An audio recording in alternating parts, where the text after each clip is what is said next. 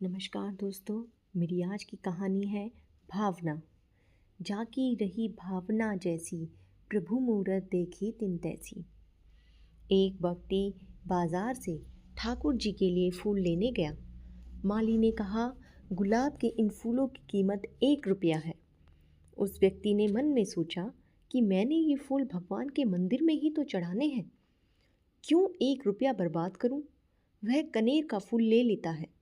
भगवान के लिए आदमी सस्ती से सस्ती चीज़ें खरीदता है। फूल भी सस्ते से सस्ते खरीदते हैं।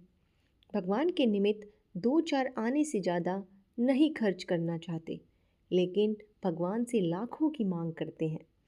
भगवान भी हंस देते हैं और मांग भी पूरी कर देते हैं, क्योंकि उन्हें तो केवल भावना पसंद है। भावना और प्यार से ही तो वे बंधे होते हैं। एक बार एक भक्त भक्ति और श्रद्धा से सरोबार था। उसे कमल का फूल पसंद आया। उसने सोचा, भगवान को यह फूल बहुत पसंद है। माली से पूछा, इस कमल के फूल का क्या मूल्य है? माली ने कहा, 5 रुपए। पास ही एक और व्यक्ति खड़ा था।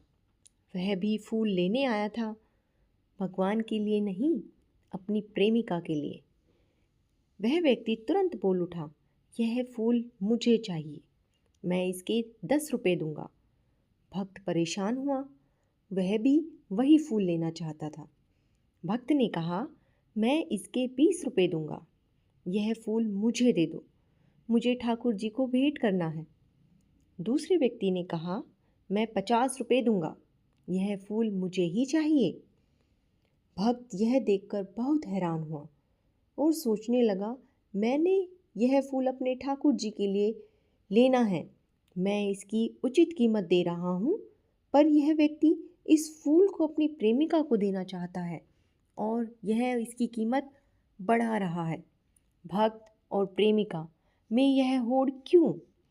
इसे भगवान के बजाय प्रेमिका अधिक प्रिय क्यों है? भक्त हैरान होता है, लेकिन भक्त कभी निराश नहीं होता। वह अपनी भावना और भगवान से प्रेम में बंधा है। भक्त और व्यक्ति में फूल की कीमत को लेकर एक होड़ सी लग गई।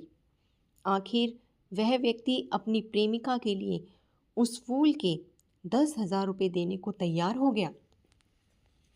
लेकिन भक्त को कभी पराजित नहीं किया जा सकता। भक्त ने भी उसकी कीमत 1 लाख तक बढ़ा दी। 1 लाख कीमत सुनकर वह व्यक्ति फिसल गया। उसका मन बदल गया। मैंने तो इस फूल को अपनी प्रेमिका को ही देना है। वैसे मेरा उससे बहुत लगाव भी नहीं है। फूल दूं या ना दूं, कोई फर्क भी नहीं पड़ता। उसे तो मैं देता ही रहता हूँ। फिर मैं फूल के लिए इतने पैसे क्यों दूं? वह पीछे हट गया।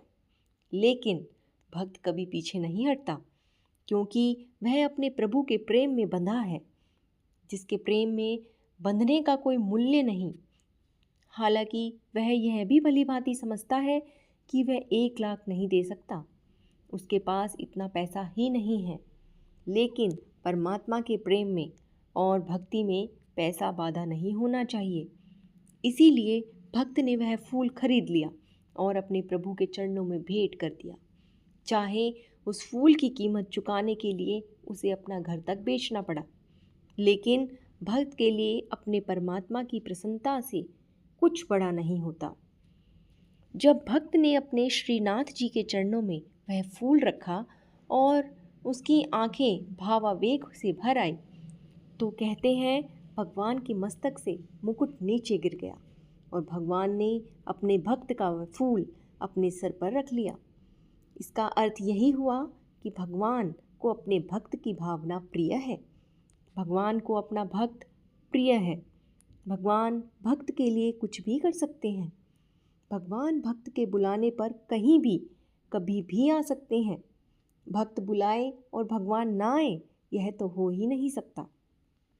भगवान ने भक्त के फूल को स्वीकार किया और उनका मुकुट गिर गया, अर्थात भगवान को अपने भक्त का प्रेम से लगाया गया वह फूल इतना भारी लगा कि उनका मुकुट नीचे गिर गया। भक्त और भगवान में भक्ति की ही एक डोरी है और यह डोरी जितनी मजबूत होगी, अर्थात श्रद्धा और विश्वास जितना मजबूत होगा, उतना ही भगवान और भक्त का संबंध प्रगाढ़ होगा। तब द्वैत नहीं रहता, अद्वैत हो जाता है, अर्थात दो एक हो जाते हैं।